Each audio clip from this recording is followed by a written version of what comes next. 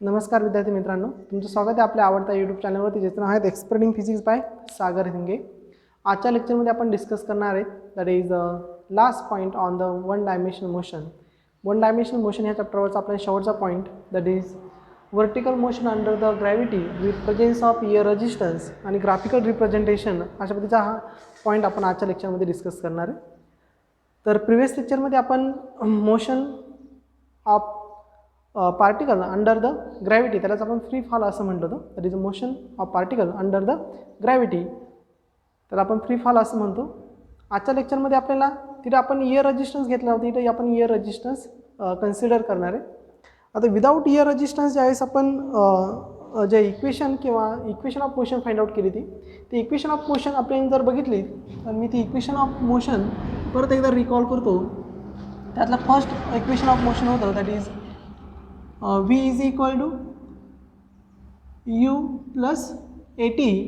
अपवर्डसाठी मी राईट करते, sorry gt. अपवर्डसाठी g is positive. Second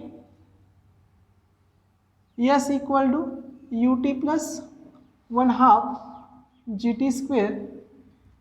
third equation होतं आपलं that is v square is equal to u square plus twice g into S म्हणजे आपण H घेत होतो, इथं पण आपण एच घेणार. ओके, आणि लास्ट इक्वेशन आपण घेत होतो that is distance for n second. So H N is equal to U plus G by 2 into twice n minus 1. आता हे अपवर्डला जात असताना, आता सॉरी डाऊनवर्डला येत असताना त्यावेळेस पार्टिकल व्हर्टिकली डाऊनवर्ड येणार आहे, डाऊनवर्डला येणार आहे. त्यावेळेस आपण इक्वेशन राईट केली, जी इज पॉझिटिव्ह. आणि पार्टिकल ज्यावेळेस अपवर्डला मूव्ह होईल त्यावेळेस जी काय येईल निगेटिव्ह येईल. ओके, आणि मग मायनस जी, तर मायनस सबस्टिट्यूट करणार, we get the equation, kinematic equation for the motion of particle under the gravity. ह्या पद्धतीची इक्वेशन आपण प्रिव्हियस लेक्चरमध्ये डिस्कस केली होती. आज आपण इथं इयर रेजिस्टन्स कन्सिडर करणार आहेत. मग आता याच्यासाठी आपण फेनोमेना राईट असं करूयात. आता ज्यावेळेस आपण बॉडी, लक्षात घ्या, ज्यावेळेस आपण बॉडी अपवर्डला मूव्ह करणार आहे किंवा बॉडी अपवर्डला मूव्ह होईल त्यावेळेस जो इयर रेजिस्टन्स आहे तो मोशनच्या अपोजिट डिरेक्शनने ॲक्ट होणार. म्हणजे ज्यावेळेस तुम्ही बॉडी अपवर्डला मूव्ह करणार त्यावेळेस इयर रेजिस्टन्स, त्याची जी मोशन असेल की त्याची जी डिरेक्शन असेल इयर फोर्सची ती कुठं असणार आहे, डाऊनवर्डला असणार आहे. आणि ज्यावेळेस पार्टिकल डाऊनवर्डला येईल त्यावेळेस इयर रेजिस्टन्स आहे तो काय होणार आहे, अपवर्डला ॲक्ट होणार आहे. आता आपण हा जो पार्ट आहे तो वन डायमेन्शनमध्ये बघतोय म्हणून आपण इथं सिंगल डिरेक्शनच इथं कन्सिडर करणार. ओके, मग अपवर्ड मोशन आणि डाऊनवर्ड मोशन. मग अपवर्डला जात असेल तर इयर रेजिस्टन्स डाऊनवर्डला, आणि पार्टिकल जर डाऊनवर्डला येत असेल तर इयर रेजिस्टन्स कुठं असणार आहे, अपवर्डला असणार आहे. ओके, मग आता आपण समजा इथं फर्स्ट पार्ट घेऊयात. त्यातली पहिल्या कंडिशनमध्ये आपण असं एझ्युम केलं दॅट इज अपवर्ड मोशन. आता अपवर्ड मोशनमध्ये काय होणार आहे, पार्टिकल कुठं जाणार आहेत, अपवर्डला. मोशन ऑफ पार्टिकल किंवा मोशन ऑफ बॉडीची मोशन कुठं असणार आहे, अपवर्डला. इयर रेजिस्टन्स आहे तो मोशनच्या कसं असणार आहे, अपोजिट डिरेक्शनमध्ये. म्हणजे आपण समजा इथं एक बॉडी घेतली, ओके, ह्या बॉडीवरती ॲक्ट होणारे फोर्सेस आपण जर बघितले तर ही बॉडी कुठं चालली, अपवर्डला. मग अपवर्डलावरती आपण तिला काय केलं, एक नेट फोर्स अप्लाय केला. ज्या डिरेक्शन बॉडी काय होणार आहे, मूव्ह होणार आहे त्या डिरेक्शनने. Okay, upward. नंतर बॉडीवरती दुसरा फोर्स ॲक्ट होईल, बॉडीचं वेट कुठं ॲक्ट होणार आहे, डाऊनवर्ड डिरेक्शन, दॅट इज एमची. आणि नंतर आणखी एक फोर्स, आता आपण इथे इयर रेजिस्टन्स, बॉडी कुठं चालली, अपवर्डला, त्याच्या अपोजिट डिरेक्शन कोण ॲक्ट होणार आहे, दॅट इज आर काय आहे तुमचा, इयर रेजिस्टन्स फोर्स आहे. R is air resistive force म्हणून येते, इयर रेजिस्टिव्ह फोर्स. ओके, मग हा कशाच्या अपोजिट डिरेक्शन असणार आहे, नेट फोर्सच्या. म्हणजे आपण इथं जर टोटल फोर्स जर घेतला तर टोटल फोर्स इन डिरेक्शननुसार F is equal to mg plus R. मग आता आपण एफ इज इक्वल टू समजा इथं सबस्टिट्यूट केलं, अपवर्डला आपण F1 म्हणलं. ओके, सो मी असं राईट केलं m into A1 plus Newton's law of motion, force equal mass into acceleration. So m into A1 is equal to m into g plus R. Since force equal to mass into acceleration according to the Newton's second law. So फोर्सचा formula mass into acceleration. मग upward motion आपण घेतली, so मास into acceleration.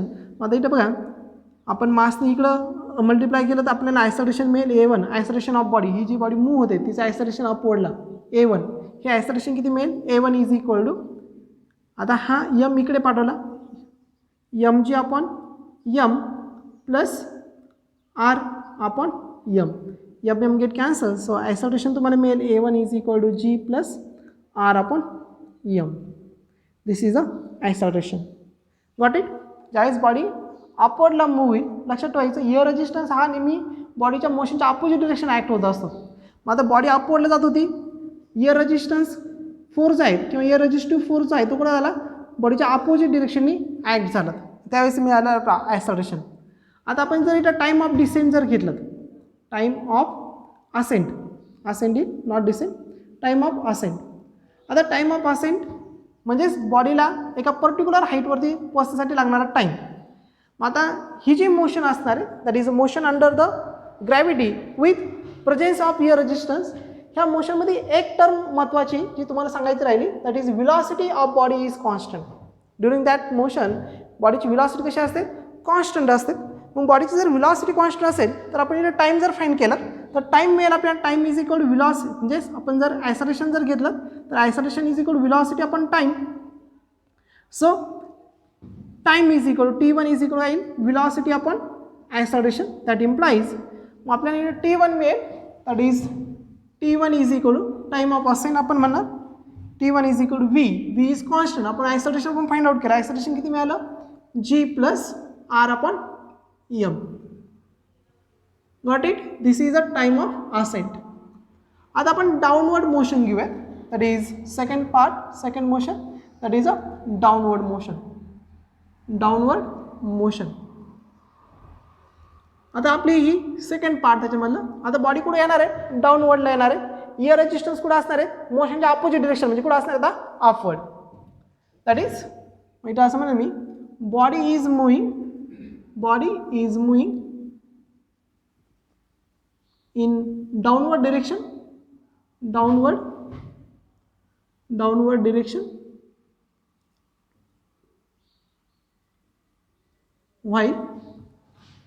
while ear resistance ची direction त्याच्या opposite direction, ear resistance direction of ear resistance म्हणूयात, direction of ear resistance, direction of ear resistance, resistance towards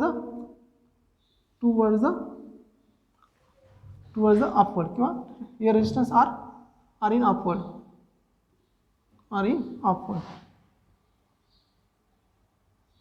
म्हणजे बघा ही आपली body. आता ह्या बॉडीवरती नेट फोर्स आपण कुठं ॲक्ट होत आहे, डाऊनवर्ड डिरेक्शननी. नंतर बॉडीचं वेट हा फोर्स कुठं असणार आहे, डाऊनवर्ड डिरेक्शननी यमची. आणि रेजिस्टिव्ह इयर रेजिस्टन्स फोर्स कुठं असणार आहे, अपवर्ड डिरेक्शनला. म्हणजे आपण इथं जर बघितलं सरळ म्हणजे ह्या केसमध्ये तुम्हाला हे इक्वेशन मिळेल, दॅट इज सेकंड डाउनवर्डच्या पार्टमध्ये. बघा that is net force EF is equal to mg minus R. म्हणजे तुमचा जो नेट फोर्स असणार आहे त्या नेट फोर्समध्ये कोण ॲड होईल, mg त्याला सपोर्ट करेल आणि आर काय करेल, त्याला अपोजिट डिरेक्शनने काय होईल, तो मूव्ह होईल. So mg minus R. परत F is equal to M into A2. आता डाऊनवर्डला येत असतं त्याचं ॲक्सलरेशन आपण A2 घेतलं, so A2 is equal to mg minus R. So A2 is equal to M तिकडे मल्टिप्लाय केलं, डिवाइड केलं, so mg upon M minus R upon M. Okay, हा M तिकडे आपण सबस्टिट्यूट केलं. ही कंडिशन लक्षात आली तुमच्या. रिझल्टंट फोर्स EF आहे, याला कोण बॅलन्स करते, mg, आणि अपोजिट कोण करते, R. Okay, so mg minus R मी अशा पद्धतीने राईट केलं, ज्यावेळेस बॉडी डाऊनवर्डला येणार आहे. मग आता इथे M get cancel, so acceleration A2 मिळेल तुम्हाला G minus R upon M. मग आता इथं टाईम ऑफ डिसेंट म्हणजे बॉडीला परत अर्थवरती येण्यासाठी लागणारा time. So time of descent म्हणलं आपण, टाईम ऑफ डिसेंट. आता हा टाईम ऑफ डिसेंट आपल्याला मिळेल T2 is equal to velocity upon acceleration A2, so V upon A2 तुम्हाला मिळालं, ॲक्सलरेशन किती मिळालं, g minus R upon M. So g minus R upon M. आपण इथं जर रेशो घेतला, the ratio of time of ascent to the time of descent. हा T1 upon T2चा ratio मिळेल आपल्याला, T1 upon T2 is equal to, मग T1 आपला T1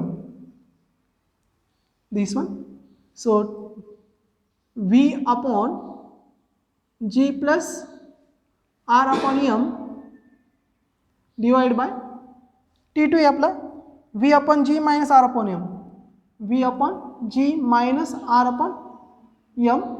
So here V get cancelled, ही टर्म अपवर्डला जाईल, म्हणजे काय, G minus R upon M divided by G plus R upon M. This is the ratio of T1 upon T2. Okay, so this is the concept of that is a vertical motion under the gravity with the presence of ear resistance. ear resistance presence असताना आपण बॉडीची motion, त्याच्यावरती होणारे affect, ॲक्सलरेशनमध्ये होणारा affect, time of असेंटमध्ये होणारा affect, हे आपण इथे डिस्कस केले. ओके, यावरती काही न्यूमेरिकल्स मला असतील. कॉन्सेप्ट लक्षात आली. इथं लक्षात काय ठेवायचं तुम्हाला, ज्यावेळेस बॉडी अपवर्डला मूव्ह होणार आहे, बॉडी ज्यावेळेस अपवर्डला मूव्ह होईल त्यावेळेस इयर रेजिस्टन्स त्याच्या अपोजिट डिरेक्शन ॲक्ट होणार, आणि ज्यावेळेस बॉडी डाऊनवर्डला मूव्ह होईल त्यावेळेस इयर रेजिस्टन्स मोशनच्या अपवर्डला, म्हणजे ती कुठं होईल, इयर रेजिस्टन्स त्यावेळेस अपवर्डला असेल, बॉडी कुठे येईल, डाऊनवर्डला, आणि ज्यावेळेस बॉडी अपवर्डला जाईल त्यावेळेस इयर रेजिस्टन्स कुठे येईल, डाऊनवर्डला. ओके, तर ही कॉन्सेप्ट आपल्या लक्षात राहिली पाहिजे. आता आपण ग्राफिकल रिप्रेझेंटेशन बघूयात. Graphical representation.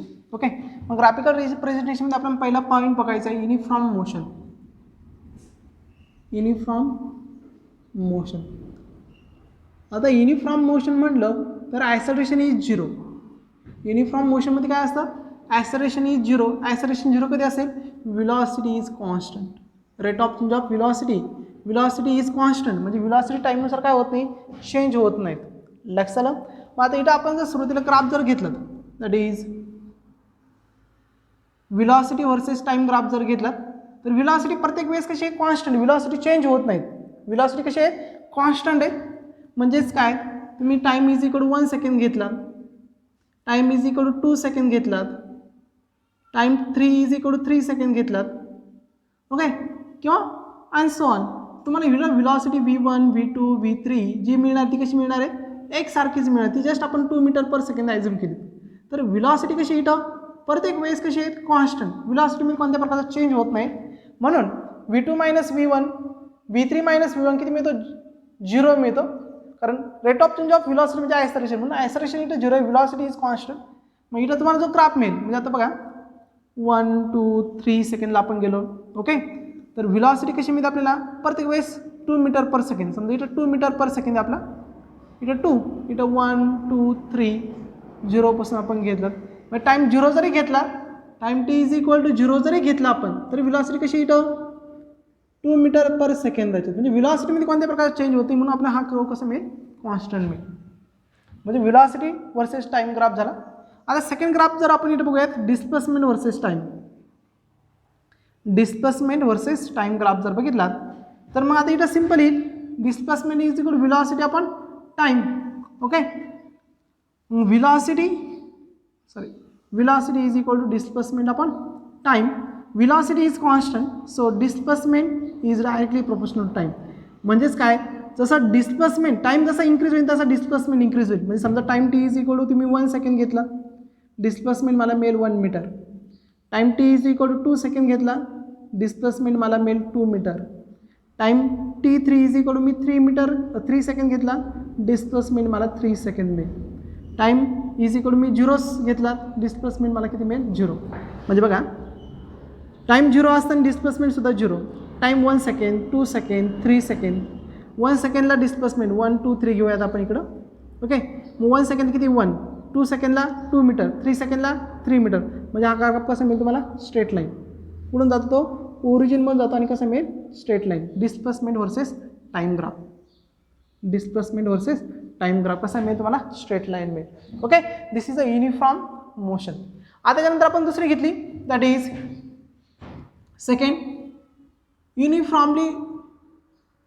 Uniform accelerated motion, uniform accelerated motion with initial velocity 0. आता युनिफॉर्म ॲक्सलरेटेड मोशन म्हटलं की आपण इथे जे कायनेमॅटिक इक्वेशन यूज करणार. मग आता kinematic first equation v is equal to u plus A T, पण u 0 आहेत म्हणजे v काय होऊन जाईल ए टी. आणि डिस्प्लेसमेंटचं इक्वेशन काय मिळेल s equal to U T plus 1/2 A T square. u 0 आहेत मग डिस्प्लेसमेंट काय होईल 1/2 ए टी स्क्वेअर. बरोबर की नाही. मग आता इथं आपण जर ग्राफ ड्रॉ केले ह्या दोन इक्वेशननुसार, आता पहिला ग्राफ जर घेतला आपण velocity versus time, velocity versus time. आता इथं ॲक्सलरेशन कसं आहे कॉन्स्टंट आहे. Acceleration is constant. Uniform accelerated motion म्हणजे काय ॲक्सलरेशन इज कॉन्स्टंट आणि त्यात इनिशियल व्हेलॉसिटी 0 घेतली. मग आता पहिल्या इक्वेशनसाठी घेऊयात बघा. समजा आपण v is equal to A T हे इक्वेशन घ्यायचं आपल्याला आणि ए ॲझ्युम केला आपण 2 मीटर पर सेकंड. हा कसा आहे कॉन्स्टंट आहे. मीटर पर सेकंड स्क्वेअर हा कसा आहे कॉन्स्टंट आहे. मग आता बघा आपण सुरुवातीला जाऊयात. Time t is equal to 1 second. Velocity काय मिळेल समजा t1 is equal to 0 second घेऊया सुरुवातीला 0. मग इथं व्हॅल्यू सबस्टिट्यूट केली. व्हेलॉसिटी v1 काय मिळेल 0. t2 is equal to 1 second घेतलं 1 into 2 a is 2 into 1 so velocity v2 किती मिळेल 2 मीटर पर सेकंड. नंतर t is equal to t3 is equal to 2 second घेतला. ओके काय मिळेल velocity v3 2 into 3 6 metre per second. Okay म्हणजे आपण जर इथं जर बघितलं आपण टाईम 0 1 सेकंड 2 सेकंड 3 सेकंड घेतला 1 सेकंड 2 सेकंड 3 सेकंड. इथं व्हेलॉसिटी घेतली 2 4 6 8 9. आता बघा 0 सेकंडला किती मिळते 0. 1 सेकंडला किती मिळते 2. 2 सेकंडला किती मिळते 2 सेकंड. टाइम 2 सेकंडला 6 मीटर पर सेकंड मिळते. Time t is equal to 2 second. 2 second किती मिळते मला 6 मीटर पर सेकंड. 2 सेकंडला कुठे मिळते ती 6 मीटर पर सेकंड. म्हणजे तुम्ही इथं जर ग्राफ जर ड्रॉ केला कॉन्सेप्ट लक्षात येईल तुमच्या. सॉरी इथं 2 इंटू 2 4 सेकंड मिळेल. इथे this will be wrong. 2 metre per second. Time t is equal 2 second घेतलं तर a is 2 into 2 4 metre per second मिळेल. म्हणजे टाइम 2 सेकंड असताना मला किती मिळेल 4. ओके 6 नाही मिळणार. आता टाइम t4 वाटल्यास आपण 3 सेकंड घेतला तर v4 व्हेलॉसिटी किती मिळेल 3 इंटू 2 6 मिळेल 6 मीटर पर सेकंड. कॉन्सेप्ट लक्षात येते तुमच्या. म्हणजे v4 किती झालं 3 सेकंडला 6 मीटर पर सेकंड. म्हणजे तुम्हाला हा स्ट्रेट लाईन ओरिजिनमधून जाणारा ग्राफ मिळेल. कुठं युनिफॉर्म ॲक्सलरेटेड मोशनमध्ये velocity versus time graph straight line. इकडे कसं होता कॉन्स्टंट मिळत होता. ओके आता आपण डिस्प्लेसमेंट ग्राफ घेतला त्याच्याबरोबर. कोणता ग्राफ घेतला डिस्प्लेसमेंट. म्हणजे आता second equation second graph displacement versus time घेतलं. Displacement versus time S versus T. हा ग्राफ काय मिळेल ते बघूया. आता आपल्या इकडे इक्वेशन आहे S equal 1 A T square. हे आपण 2 metre per second square assume केलं आहे. T is equal to 0 second. किती मिळेल 0चा स्क्वेअर 0 इंटू समथिंग इज 0 म्हणजेच 0. आता घेऊयात आपण समजा इथं हिची रेंज एक ॲझ्युम करून घेऊयात 2 4 6 8 9. ओके ही डिस्प्लेसमेंटची रेंज आपण ॲझ्युम केली. इथं 1 सेकंड 2 सेकंड 3 सेकंड 4 सेकंड असं ॲझ्युम केलं. मग आता T is equal to 0 second आहे. आपल्याला डिस्प्लेसमेंट किती मिळतं तर S1 इज इक्वल टू 0. आता T2 is equal to 1 second घेतलं आपण 1 आणि ए किती 2 1चा स्क्वेअर 1 इंटू 2 आपण 2 इज 1. म्हणजेच मला 1 सेकंदवर किती ॲक्सलरेशन मिळत आहे सॉरी व्हेलॉसिटी किती मिळते मला डिस्प्लेसमेंट किती मिळते मला 1 मिळत आहे. हा झाला पहिला पॉईंट. आता मी टाईम घेणार t is equal to 2 second. किती घेणार 2 सेकंड. 2चा स्क्वेअर 4 इंटू 2 8 डिवाइड बाय 2 4 म्हणजे मला दुसऱ्या सेकंड किती मिळत आहेत 4. ओके आता t इज इक्वल किती घ्यायचं आहे मला 3 सेकंड घ्यायचं आहे. मग 3चा स्क्वेअर 9 इंटू 2 18 डिवाइड बाय 2 9 म्हणजे 3ला किती मिळतं मला 9 मिळत आहे 3 9. म्हणजे मी हे जर पॉईंट जॉईन केले तर मला अशा पद्धतीचा ग्राफ मिळेल बघा इन दिस वे. म्हणजे माझा ग्राफ अशा पद्धतीचा मिळतो. ना डिस्प्लेसमेंट वर्सेस टाईम. इथे स्ट्रेट लाईन मिळत होता, इथे कसा मिळत आहे कर्व पॅराबोला. लक्षात ना कसा टाईप मिळतोय मला पॅराबोला सारखा. कॉन्सेप्ट लक्षात आली तुमच्या. ओके. आता थर्ड केस याच्यामध्ये डिस्कस करूयात आपण, that is uniform accelerated motion. Uniform accelerated motion with initial velocity. म्हणजे इथे इनिशियल व्हेलॉसिटी 0 नाही, इथे इनिशियल व्हेलॉसिटी 0 नाहीत. आता आपलं पहिलं इक्वेशन येईल v is equal to u plus at. आता यासाठी ग्राफ काय असेल बघा. मग आता व्हेलॉसिटी वर्सेस टाइम ग्राफ काय मिळेल आपल्याला, velocity versus time graph, velocity versus time graph. मग आता आपण इथं हे डिटेलमध्ये व्यवस्थित चेकआउट जर केलं तर आपण समजा इथं सुरुवातीला टाइम इज इक्वल टू 0 किंवा आपण ही काही व्हॅल्यू ॲझ्युम करूयात. समजा u आपला 5 मीटर पर सेकंड घेतला मी. किती घेतला, u is 5 metre per second. आणि ॲक्सेलरेशन दोन व्हॅल्यू कॉन्स्टंट घेऊन टाकले, a is 2 metre per second. तर आता time t1 is equal to 0 second टाकूयात. मग 0 सेकंडला मला व्हेलॉसिटी किती मिळेल बघा, 580 0 आहे. म्हणजे काय मिळेल 5. म्हणजे ज्यावेळेस टाइम 0 आहे इथं बघा, टाइम 0 आहे त्यावेळेस मला फायनल व्हेलॉसिटी किती मिळते, 5 मिळेल. किती मिळेल, 5 मीटर पर सेकंड.